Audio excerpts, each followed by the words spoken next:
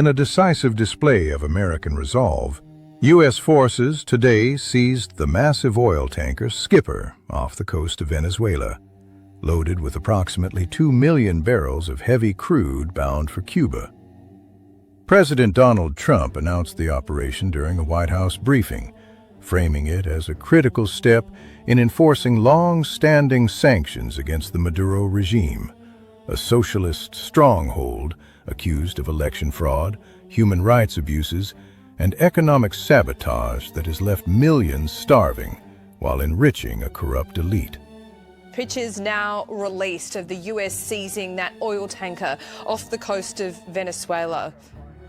The president confirmed the seizure early this morning. This is footage of the raid that was conducted on the oil tanker off the coast of Venezuela that was announced by President Donald Trump on December 10th of 2025. The seizure unfolded in the early hours of December 11th in international waters approximately 100 miles northeast of Venezuela's La Guaira port. U.S. Coast Guard cutters, supported by Navy vessels, intercepted the 330-meter Skipper after it departed Venezuela on December 2nd. Now, President Trump described it as, quote, the largest one ever seized, and stating that it was done, quote, for a very good reason. Maritime tracking data revealed the tanker had deliberately spoofed its Automatic Identification System, AIS, location, faking signals to masquerade as a non-sanctioned vessel, a tactic it had employed on prior voyages linked to Iran's shadowy oil network. Boarding teams, clad in tactical gear, fast-roped onto the deck from helicopters, securing the 25-person crew without resistance. I mean, it's a standard operation. I've done that many times. They're just helicopter comes in, they fast rope down, and they're executing the way the way that they're trained, and they're operationally focused on doing that. We have a number of forces that are very good at doing this type of ship takedown, if you will. Know exactly what they're doing in this regard. So it's every operation you have to do a lot of prep and a lot of planning for. But we certainly have the forces at hand to pull something like this off without too much trouble. The Department of Justice released helmet cam footage showing the swift takeover, with operators methodically disabling the bridge and engine room. Now, the operation was led primarily by the U.S. Coast Guard with some support from the U.S. Navy in international waters and was described as a, quote, judicial enforcement action on a stateless vessel. By midday, the Skipper, valued at over $100 million with its cargo, was under full U.S. control and en route to a secure U.S. port for offloading. Trump quipped to reporters, "We've just seized a tanker. Very large. Largest one ever seized, actually. We keep it, I guess," underscoring the unapologetic pragmatism of the move. As you probably know, we've just seized a tanker on the coast of Venezuela. Large tanker, very large. Largest one ever seized, actually. This wasn't improvisation. It stemmed from months of Treasury Department sanctions tracking and interagency intel, including tips on the tanker's Iranian-flagged history. Official that this had been previously associated with Iranian oil, which is how they were able to get the warrant from a federal judge for this tanker, for this seizure. We heard from Kash Patel later on. He posted this on social media saying, the FBI and partners executed a seizure warrant for a crude oil tanker off the coast of Venezuela. They say it was used to transport sanctioned oil from Venezuela to Iran. They say the tanker has been used in recent years in an illicit shipping network supporting foreign terrorist organizations.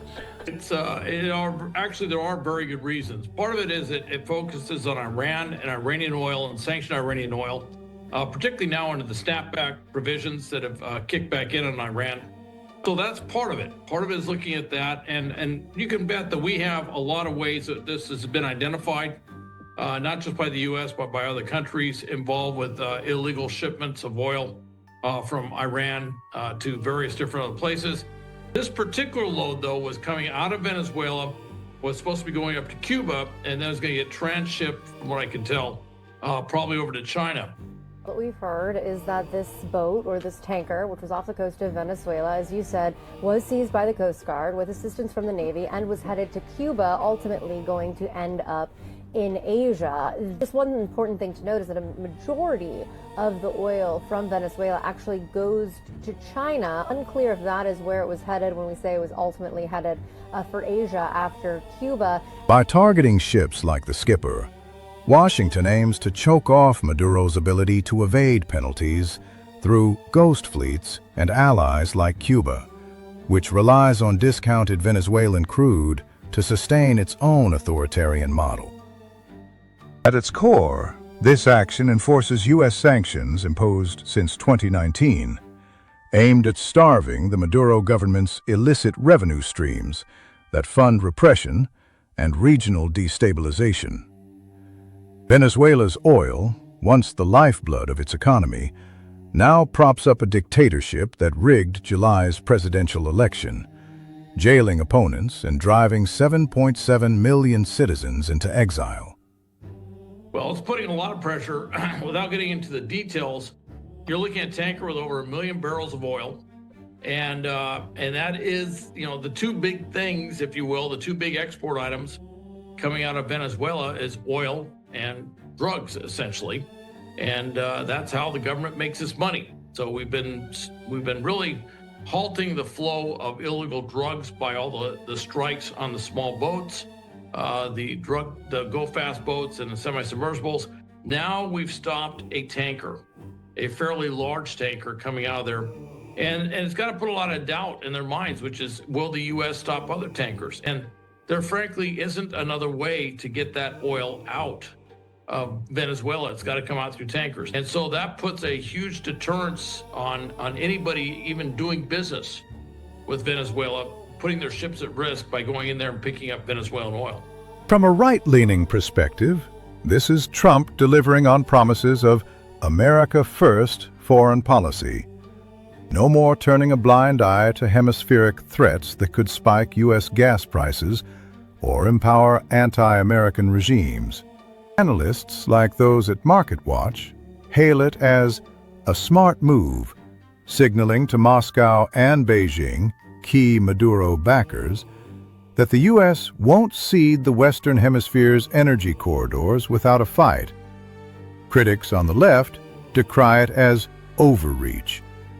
But in an era of global energy volatility, prioritizing sanctions compliance safeguards U.S. interests and bolsters democratic allies like Colombia and Brazil, who quietly applaud the pressure.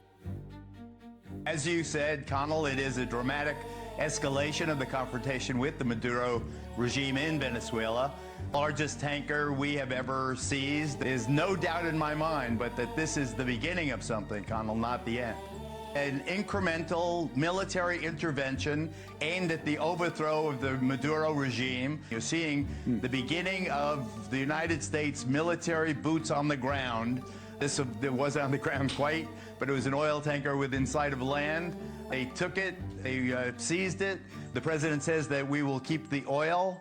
This is all, you cannot possibly be more in the face of Maduro than the president has been. The only thing from here on in is some land-based operation similar to take over, seize an oil refinery, say. I think that whatever you're betting, think drama and think military. And think, bite your nails and worry that this thing could squeeze out of hand. But I think there's definitely more to come. The cargo's fate? Likely auctioned under forfeiture laws, with proceeds funneled to humanitarian aid for Venezuelans. A poetic justice for a regime that's weaponized its resources against its own people. The move has ignited a firestorm of rhetoric, exposing deep fissures in U.S.-Latin American relations. Foreign Minister Yvonne Gill blasted the seizure as a blatant act of international piracy and theft, vowing retaliation and accusing the U.S. of turning the Caribbean into an oil colony. State media aired defiant footage of Maduro allies burning American flags, while pro-government X users echoed the piracy narrative, framing it as Yankee imperialism redux.